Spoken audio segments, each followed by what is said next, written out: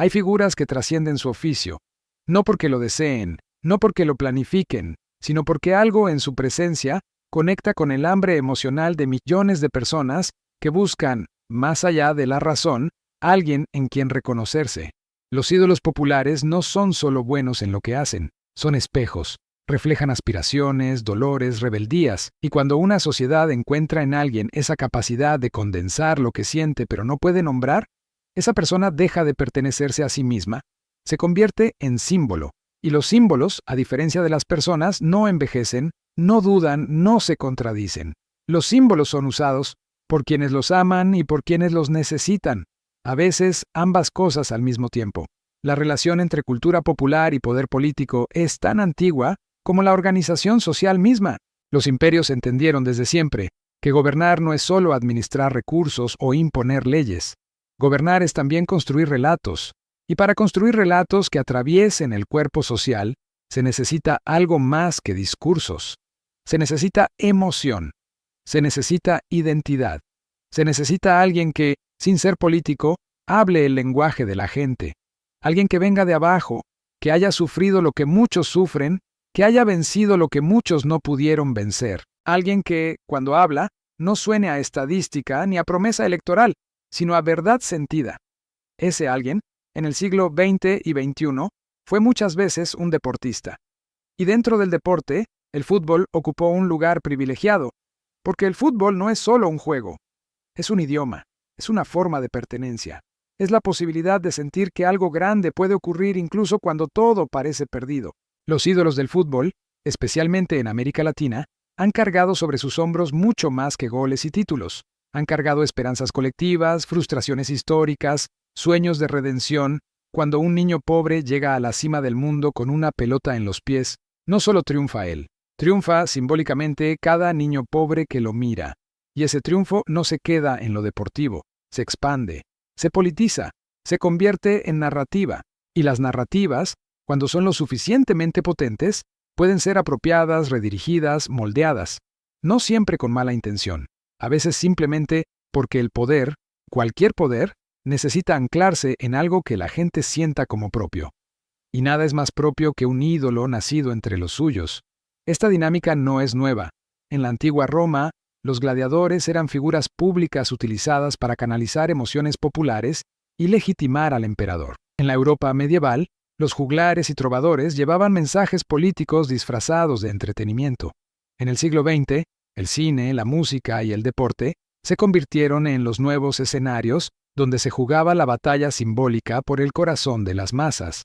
Y en ese contexto, el fútbol latinoamericano, con su carga emocional, su origen popular y su alcance masivo, se transformó en un espacio donde la política no necesitaba ser explícita para estar presente. Bastaba con que un jugador dijera algo, con que un estadio coreara un nombre, con que una camiseta se convirtiera en bandera, para que el mensaje político fluyera sin necesidad de intermediarios.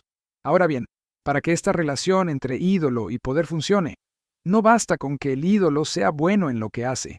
Tiene que tener algo más. Tiene que tener una historia que resuene. Tiene que tener un origen que lo conecte con lo popular. Tiene que tener un discurso, explícito o implícito, que lo posicione del lado de los que no tienen voz. Tiene que haber algo en su biografía que permita construir el relato del héroe que desafió al sistema y ganó. Y cuando esa figura además tiene carisma, tiene rebeldía, tiene una relación tensa con las élites, entonces se convierte en algo mucho más poderoso que un simple deportista exitoso. Se convierte en un símbolo de resistencia. Y los símbolos de resistencia son los más codiciados por los proyectos políticos que buscan legitimarse desde lo emocional. En América Latina, esta relación ha sido especialmente intensa. La región ha vivido décadas de desigualdad estructural, de promesas incumplidas, de gobiernos que llegaron hablando de cambio y se fueron dejando desilusión. En ese contexto, los ídolos deportivos no solo representan triunfo individual, representan la posibilidad de que alguien como nosotros llegue a donde nunca llegamos. Y esa posibilidad, esa esperanza, es combustible político. Por eso tantos líderes latinoamericanos han buscado acercarse a figuras del deporte.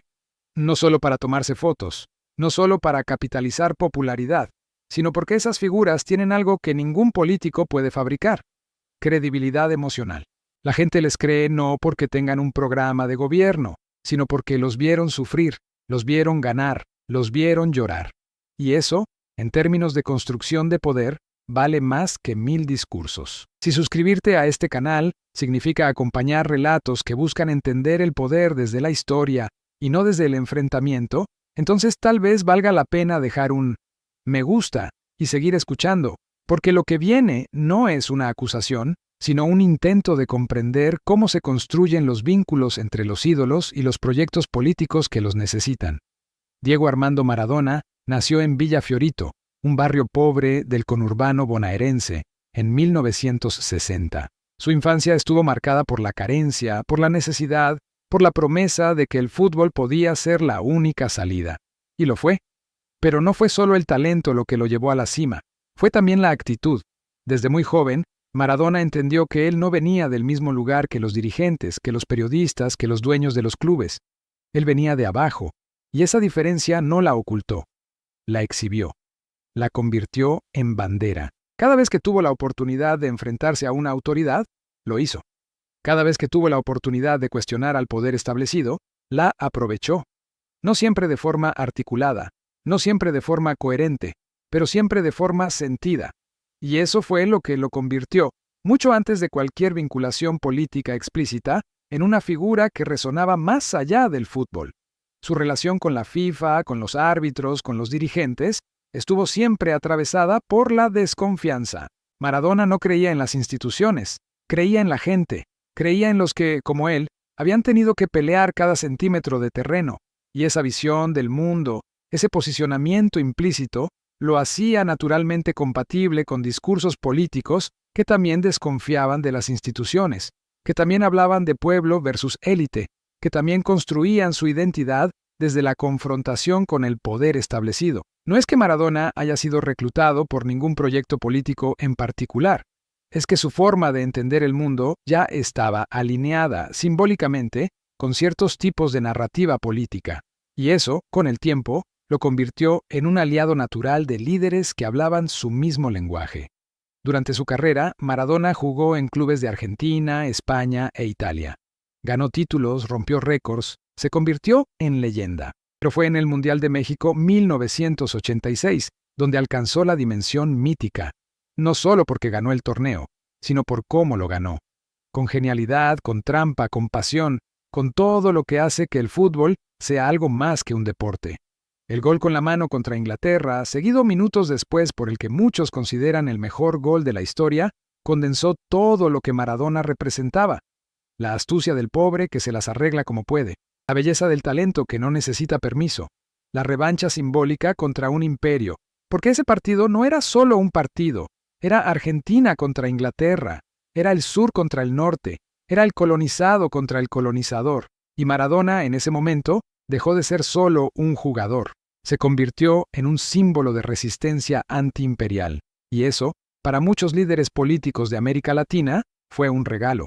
Pero Maradona no se quedó callado después de retirarse. Al contrario, empezó a hablar, y cuando hablaba, no lo hacía con la prudencia de los que cuidan su imagen. Hablaba con la franqueza de quien siente que ya no tiene nada que perder. Criticó al neoliberalismo, criticó a Estados Unidos, criticó a los organismos internacionales y empezó a acercarse a líderes que compartían esas críticas. Fidel Castro fue uno de los primeros. Maradona viajó a Cuba, se hizo amigo de Fidel, habló de él con admiración. Y eso, en el contexto latinoamericano de finales de los 90 y principios de los 2000, no era un detalle menor. Porque en esos años, América Latina estaba viviendo un giro político. Gobiernos de izquierda y centroizquierda llegaban al poder con discursos que cuestionaban el modelo económico impuesto en las décadas anteriores. Y muchos de esos gobiernos veían en figuras como Maradona no solo a un ídolo popular, sino a un aliado simbólico. Venezuela, en ese contexto, no fue la excepción. Fue tal vez el caso más intenso, porque Venezuela no solo atravesó un giro político, atravesó una transformación profunda de su estructura social, económica y simbólica. Y en esa transformación, las figuras culturales jugaron un papel central, no porque fueran políticos, sino porque representaban valores, identidades, narrativas que el proyecto político necesitaba para legitimarse emocionalmente. Y Maradona, con todo lo que representaba, con todo lo que significaba, con todo lo que decía, encajaba perfectamente en esa narrativa. El acercamiento de Maradona a Venezuela no fue un evento aislado, fue un proceso. Comenzó con invitaciones, con homenajes, con gestos de reconocimiento. Venezuela, bajo el liderazgo de Hugo Chávez, construyó una narrativa política basada en la confrontación con las élites, en la reivindicación de lo popular, en la idea de que los pueblos latinoamericanos habían sido históricamente humillados por el imperialismo y que había llegado el momento de la dignidad. Y esa narrativa necesitaba símbolos, necesitaba figuras que, sin ser políticas, pudieran ser leídas políticamente. Necesitaba ídolos que vinieran de abajo, que hubieran desafiado al poder, que hablaran el lenguaje de la gente. Y Maradona era todo eso. Chávez entendió muy bien el valor simbólico del fútbol. Él mismo había sido jugador en su juventud. Sabía que el fútbol era mucho más que entretenimiento. Sabía que el fútbol era identidad.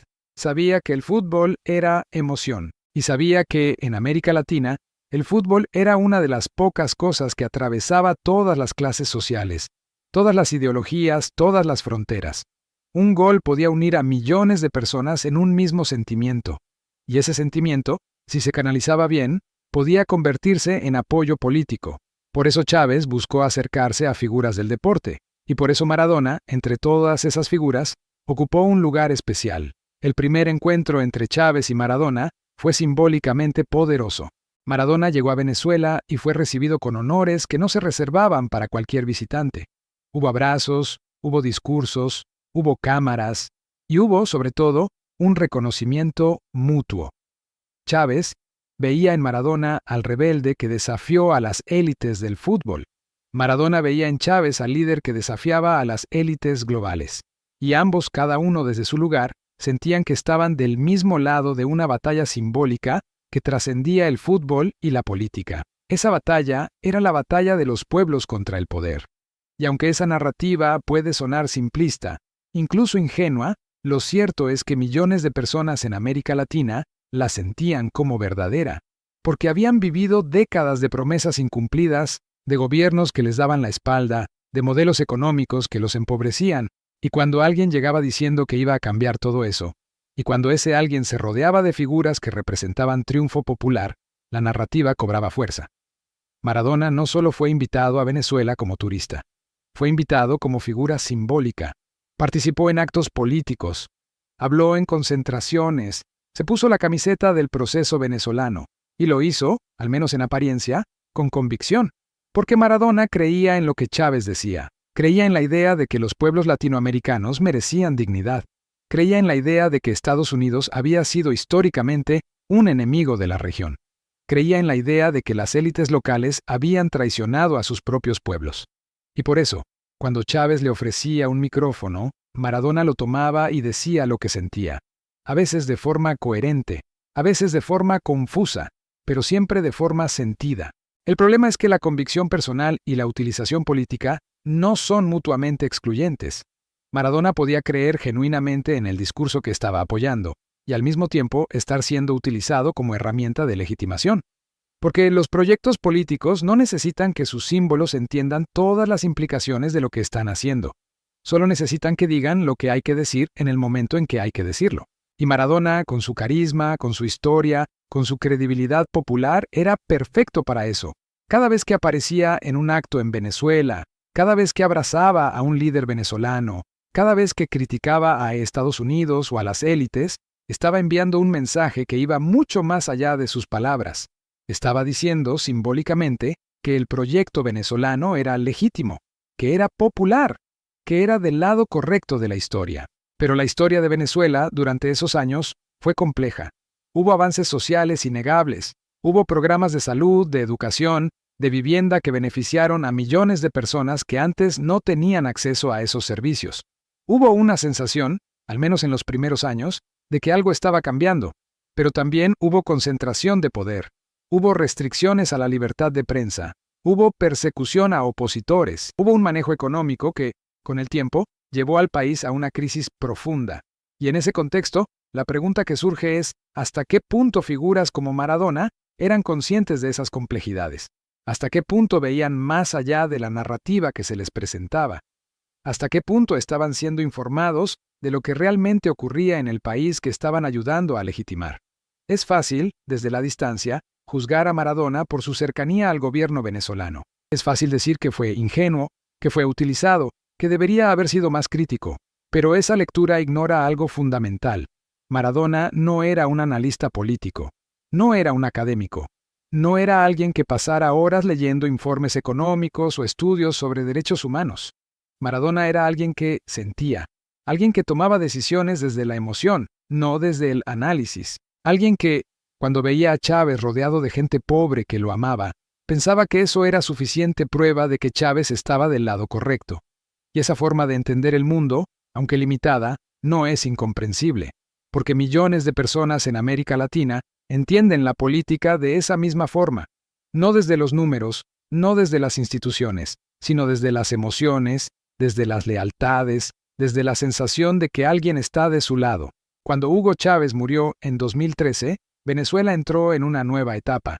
Nicolás Maduro asumió la presidencia en un contexto de crisis económica creciente, de polarización política profunda, de cuestionamientos internacionales sobre la legitimidad del proceso electoral. Y en ese contexto, el gobierno venezolano necesitaba más que nunca símbolos que lo legitimaran. Necesitaba figuras que, al estar cerca del gobierno, enviaran el mensaje de que el proyecto seguía siendo popular, seguía siendo legítimo, seguía siendo del lado correcto. Y Maradona, que ya había construido una relación estrecha con el gobierno venezolano durante la era Chávez, siguió siendo utilizado en esa misma lógica. La relación entre Maradona y Maduro fue diferente a la que Maradona tuvo con Chávez. Chávez tenía carisma, tenía presencia, tenía una capacidad de construir relato que pocos líderes latinoamericanos han tenido. Maduro, en cambio, llegó al poder sin esa misma fuerza simbólica, y por eso necesitaba más que nunca el respaldo de figuras como Maradona. Cada vez que Maradona aparecía junto a Maduro, cada vez que hablaba bien del gobierno venezolano, cada vez que defendía el proceso, estaba prestando su credibilidad popular a un gobierno que, cada vez más, la perdía. Pero es importante entender que esta dinámica no es exclusiva de Venezuela. Es una dinámica que se repite en muchos contextos políticos, en muchas épocas, en muchos lugares. Los gobiernos necesitan símbolos, necesitan figuras que la gente admire, que la gente respete, que la gente sienta como propias. Y cuando esas figuras se acercan al gobierno, cuando hablan bien del gobierno, cuando se fotografían con los líderes del gobierno, están enviando un mensaje poderoso. Están diciendo que ese gobierno es legítimo, que ese gobierno es popular, que ese gobierno merece apoyo. Y ese mensaje, en términos de construcción de poder, es invaluable. El fútbol, en este contexto, funciona como un lenguaje político que no necesita ser explícito para ser efectivo. Cuando un ídolo del fútbol dice algo, no lo dice como político, lo dice como ídolo, y eso le da una credibilidad que ningún político puede tener. Porque la gente confía en los ídolos del fútbol de una forma en que no confía en los políticos. Confía en ellos porque los vio sufrir, los vio ganar, los vio ser humanos. Y esa confianza, cuando es trasladada al campo político, se convierte en un activo estratégico. Por eso los gobiernos buscan acercarse a los ídolos del fútbol. Por eso los invitan, los homenajean, los hacen parte de sus narrativas, porque saben que un ídolo del fútbol diciendo algo vale más, en términos de impacto emocional, que 100 discursos políticos. Y Maradona, con todo lo que representaba, con todo lo que significaba, con todo lo que decía, era el ídolo perfecto para esa estrategia. No solo porque era el mejor jugador de su generación, sino porque tenía una biografía que resonaba con la narrativa popular, porque venía de abajo, porque había desafiado a las élites, porque hablaba el lenguaje de la gente, y porque, además, estaba dispuesto a hablar de política. No todos los ídolos del fútbol lo están. Muchos prefieren mantenerse al margen, cuidar su imagen, no meterse en problemas, pero Maradona no. Maradona hablaba. Y cuando hablaba, lo hacía sin filtros, sin prudencia, sin cálculo. Y eso lo hacía aún más valioso para los proyectos políticos que lo necesitaban. Si estás escuchando esto desde algún país de América Latina, tal vez entiendas mejor que nadie de qué estamos hablando, porque esta historia no es solo sobre Maradona y Venezuela, es sobre cómo los ídolos populares son incorporados a narrativas políticas que los trascienden, y eso ha pasado en muchos países de la región. Así que si querés dejar en los comentarios desde dónde estás escuchando, tal vez podamos entender mejor cómo esta dinámica se vive en cada lugar. Durante los últimos años de su vida, Maradona siguió defendiendo al gobierno venezolano. Lo hizo incluso cuando la crisis económica se profundizó. Lo hizo incluso cuando millones de venezolanos empezaron a migrar. Lo hizo incluso cuando organismos internacionales empezaron a cuestionar la situación de los derechos humanos en el país. Y eso generó una pregunta que muchos se hicieron. ¿Cómo era posible que Maradona, que había sido siempre un defensor de los pobres, siguiera defendiendo un gobierno bajo el cual los pobres estaban sufriendo? ¿Cómo era posible que alguien tan inteligente emocionalmente pudiera estar tan desconectado de la realidad? La respuesta, probablemente, tiene que ver con la forma en que Maradona entendía el mundo. Para él, la política no era un asunto de resultados económicos o de indicadores sociales. Era un asunto de lealtades, de quién estaba de qué lado, de quién era amigo de quién defendía a quién. Y en esa lógica, Venezuela representaba algo más que un país, representaba una idea, la idea de que los pueblos latinoamericanos podían gobernarse a sí mismos, la idea de que podían desafiar a Estados Unidos, la idea de que podían construir un modelo propio.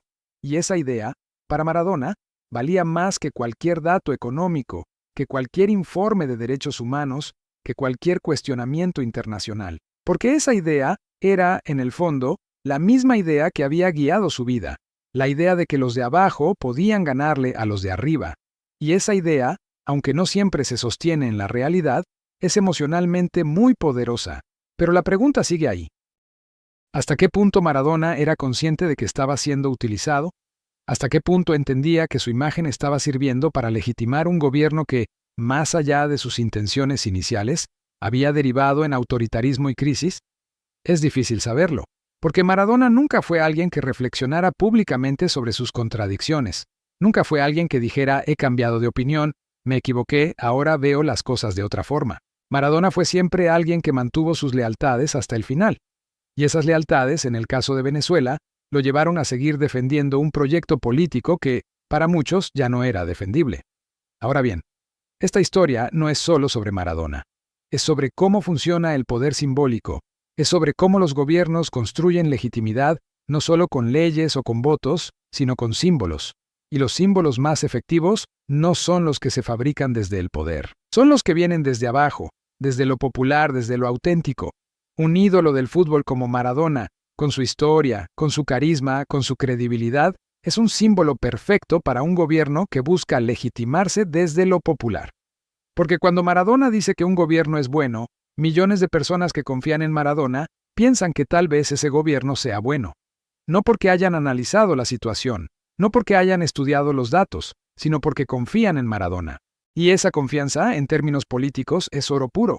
El fútbol, en este sentido, no es solo un deporte, es un lenguaje político, es una forma de comunicar valores, identidades, posicionamientos. Cuando un gobierno se asocia con el fútbol, cuando un gobierno se rodea de ídolos del fútbol, cuando un gobierno utiliza el fútbol como herramienta de legitimación, no está haciendo algo nuevo.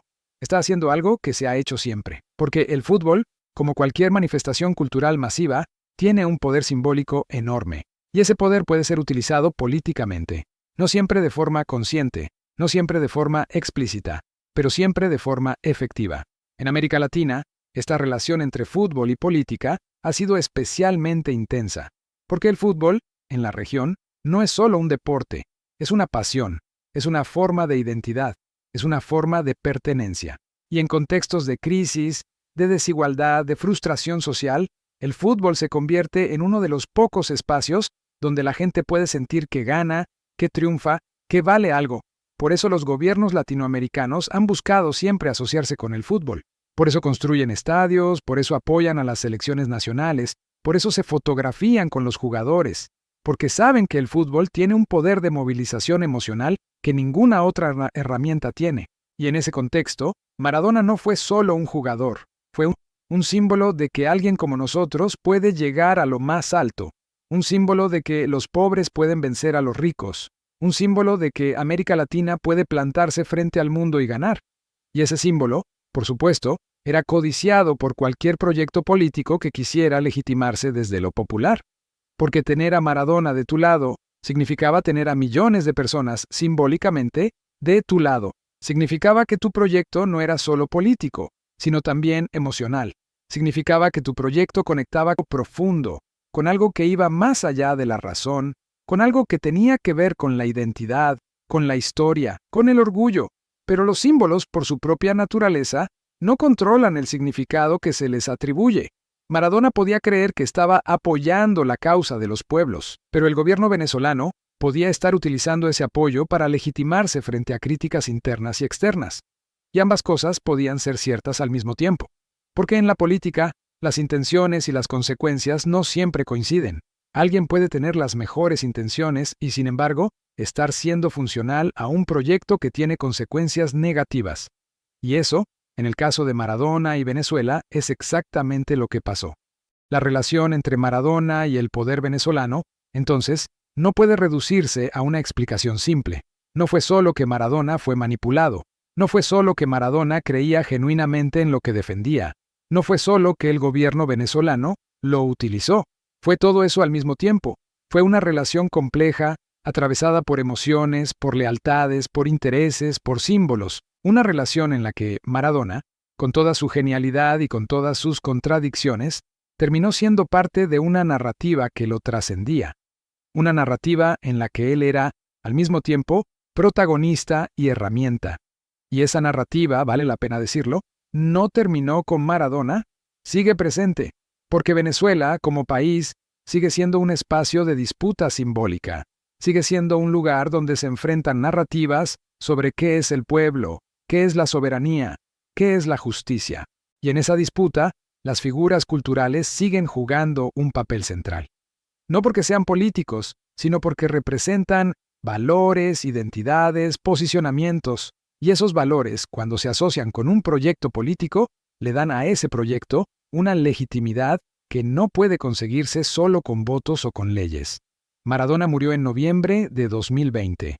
Murió en Argentina, lejos de Venezuela, pero con las mismas lealtades políticas que había mantenido durante la última década de su vida. Murió defendiendo a los gobiernos que había defendido siempre. Murió siendo, hasta el final, fiel a sus convicciones. O, al menos, fiel a lo que él consideraba sus convicciones. Porque tal vez Maradona nunca se preguntó si esas convicciones eran realmente suyas o si habían sido moldeadas, sutilmente, por los discursos que lo rodearon, por las lealtades que construyó, por los vínculos que estableció con líderes que lo necesitaban tanto como él necesitaba sentirse parte de algo más grande que el fútbol. Después de su muerte, muchos lo recordaron solo como el mejor jugador de la historia. Y tal vez eso sea lo más justo. Porque Maradona fue, ante todo, un genio del fútbol. Alguien que hizo cosas con la pelota que nadie más podía hacer. Alguien que emocionó a millones de personas. Alguien que, con su talento, trascendió fronteras, idiomas, ideologías. Pero sería ingenuo pensar que Maradona fue solo eso. Porque Maradona, con su historia, con su discurso, con sus lealtades, también fue un símbolo político. Y ese símbolo fue utilizado de forma más o menos consciente, de forma más o menos intencionada, por proyectos políticos que lo necesitaban. La pregunta que queda, entonces, no es si Maradona fue manipulado o si actuó con convicción. La pregunta es, ¿cómo entendemos el papel de los ídolos populares en la construcción de poder? ¿Cómo entendemos la forma en que las figuras culturales son incorporadas a narrativas políticas? ¿Cómo entendemos la relación entre emoción y política, entre identidad y poder, entre símbolo y proyecto? Porque esa relación no es accidental. Es estructural. Es parte de cómo funcionan las sociedades. Es parte de cómo se construyen las hegemonías. Y es parte también de cómo los ídolos dejan de pertenecerse a sí mismos y se convierten en espejos donde millones de personas proyectan sus propias esperanzas, sus propias frustraciones, sus propios sueños.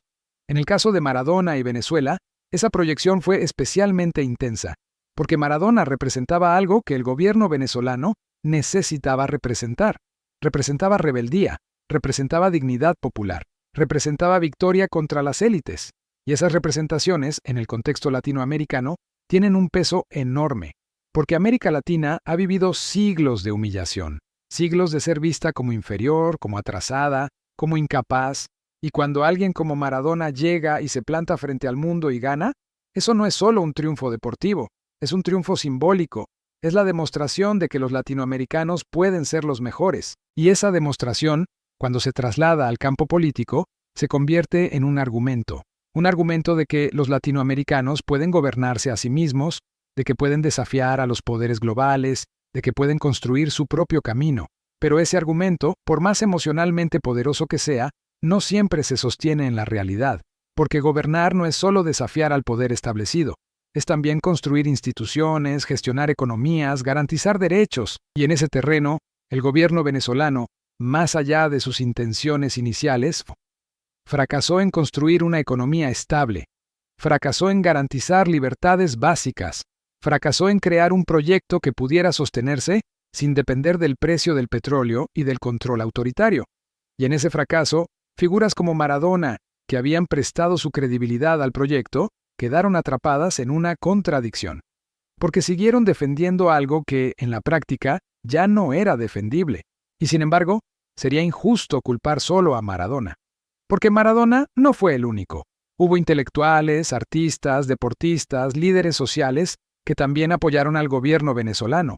Algunos lo hicieron con convicción, otros lo hicieron porque recibieron beneficios, otros lo hicieron porque no tenían toda la información, y otros lo hicieron porque, en el fondo, preferían creer en una narrativa esperanzadora antes que aceptar que esa narrativa había fracasado. Porque aceptar el fracaso de una narrativa esperanzadora implica aceptar que, tal vez, las cosas no tienen solución. Que tal vez los pueblos latinoamericanos están condenados a repetir los mismos ciclos de esperanza y desilusión. Y eso, emocionalmente, es muy difícil de aceptar. Maradona, en ese sentido, fue un reflejo de algo más grande, pues un reflejo de cómo América Latina se relaciona con sus propios proyectos políticos, con esperanza, con fe, con la necesidad de creer que esta vez sí, que esta vez va a ser diferente, que esta vez vamos a ganar. Y cuando esa esperanza se asocia con una figura como Maradona, que ya había ganado tantas veces, la tentación de creer es aún mayor. Porque si Maradona dice que podemos, entonces tal vez sí podamos. Si Maradona dice que este proyecto es legítimo, entonces tal vez lo sea. Si Maradona está de nuestro lado, entonces tal vez estamos del lado correcto. Pero la historia, lamentablemente, no funciona así. La historia no se construye solo con símbolos. Se construye con decisiones, con instituciones, con gestión, y en ese terreno, los símbolos, por más poderosos que sean, no son suficientes. Pueden movilizar emociones, pueden generar adhesión, pueden legitimar proyectos, pero no pueden por sí solos construir realidades sostenibles. Y esa, tal vez, es la lección más dura de esta historia. Que los ídolos, por más grandes que sean, no pueden salvar proyectos que están condenados a fracasar. Solo pueden retrasar el momento en que ese fracaso se hace evidente. Y en el caso de Venezuela, ese momento llegó cuando millones de venezolanos tuvieron que emigrar. Llegó cuando la inflación destrozó la economía. Llegó cuando la represión se hizo sistemática. Llegó cuando quedó claro que el proyecto, más allá de sus intenciones iniciales, había derivado en autoritarismo y crisis. Y en ese momento, la figura de Maradona, que había sido utilizada para legitimar el proyecto, quedó manchada. No porque Maradona haya sido responsable de lo que pasó en Venezuela, sino porque su apoyo al gobierno venezolano fue interpretado por muchos como complicidad. Y esa interpretación, justa o injusta, forma parte de su legado. Si querés seguir escuchando más historias sobre cómo el poder se construye a través de símbolos, de cómo los ídolos populares son incorporados a narrativas que los trascienden, de cómo la política y la cultura se entrelazan de formas que no siempre percibimos en el momento, tal vez valga la pena suscribirte al canal. Porque estas historias no son solo sobre el pasado, son sobre cómo entendemos el presente y sobre cómo podemos, tal vez, evitar repetir los mismos errores. La relación entre Maradona y el poder venezolano, entonces, es una historia sobre símbolos, sobre cómo se construyen, sobre cómo se utilizan, sobre cómo se desgastan. Es una historia sobre la necesidad humana de creer en algo más grande que uno mismo, sobre la necesidad de sentir que hay líderes que están de nuestro lado, sobre la necesidad de tener ídolos que representen lo que queremos ser, y sobre el peligro de que esos ídolos, sin quererlo, terminen siendo funcionales a proyectos que traicionan las esperanzas que ayudaron a construir. Maradona, al final, fue muchas cosas.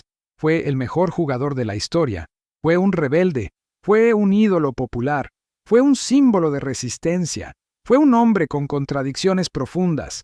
Fue alguien que creyó genuinamente en causas que lo trascendían. Y fue también alguien que fue utilizado por proyectos políticos que lo necesitaban. Todo eso al mismo tiempo. Porque las personas, especialmente las personas complejas como Maradona, no pueden reducirse a una sola explicación. Son siempre una suma de intenciones, de contradicciones, de lealtades, de errores, de aciertos, y tal vez esa sea la forma más justa de recordarlo. No como un héroe perfecto, no como un villano, sino como alguien que vivió con intensidad, que sintió con profundidad, que actuó con pasión y que, en ese proceso, terminó siendo parte de una historia que lo trascendió. Una historia sobre el poder, sobre los símbolos, sobre la forma en que los ídolos populares son incorporados a narrativas políticas que muchas veces no controlan.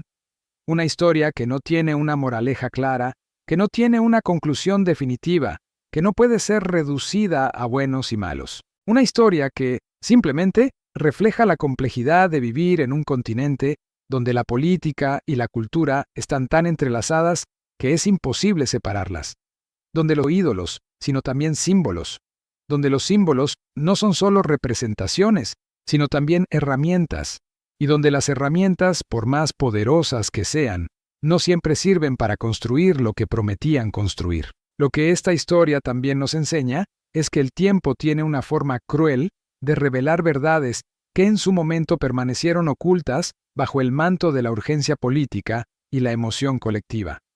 Cuando Maradona defendía al gobierno venezolano en pleno auge del proyecto chavista, millones de personas en América Latina veían en ese gesto una continuidad lógica de su rebeldía histórica. Veían al mismo Maradona que había desafiado a la FIFA, que había cuestionado al imperialismo norteamericano, que había puesto su cuerpo y su voz del lado de los desposeídos. Pero con el paso de los años, cuando la situación venezolana se deterioró hasta límites impensables, cuando el éxodo masivo se convirtió en la mayor crisis migratoria de la historia reciente de América Latina, cuando los testimonios de represión y hambre se multiplicaron, esa misma lealtad que antes parecía heroica comenzó a verse para muchos como ceguera. Y ahí radica una de las tragedias más profundas de esta historia, que lo que en un momento histórico puede leerse como coherencia política, en otro puede leerse como complicidad involuntaria con el sufrimiento. Esta dualidad temporal nos obliga a preguntarnos algo incómodo.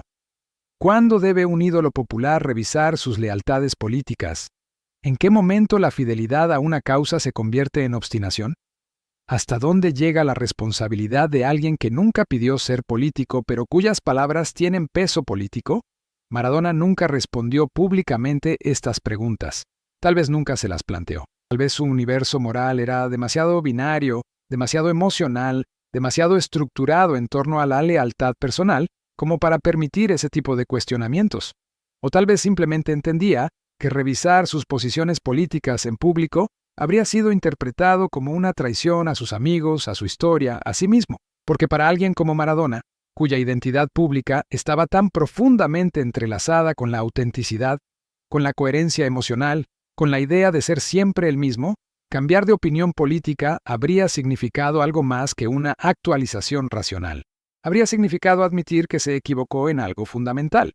Y eso, para un hombre que construyó su leyenda sobre la idea de que siempre tuvo razón contra el establishment, era probablemente impensable. Pero hay algo más en esta historia que merece atención, y es el papel que jugaron quienes rodearon a Maradona durante esos años.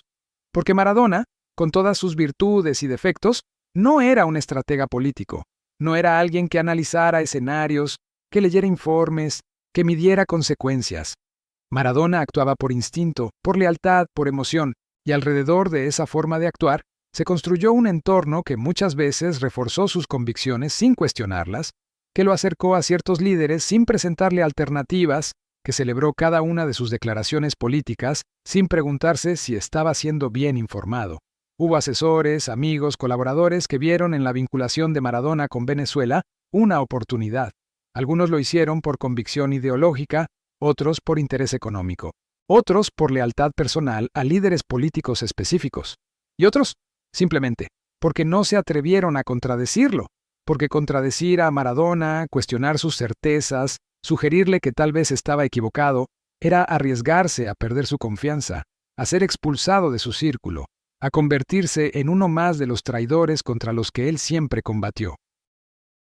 Esta dimensión de la historia es importante porque nos recuerda que los ídolos populares, especialmente cuando sus adicciones y sus vulnerabilidades los hacen más dependientes de quienes los rodean, pueden terminar siendo no solo instrumentos de proyectos políticos externos, sino también rehenes de sus propios entornos.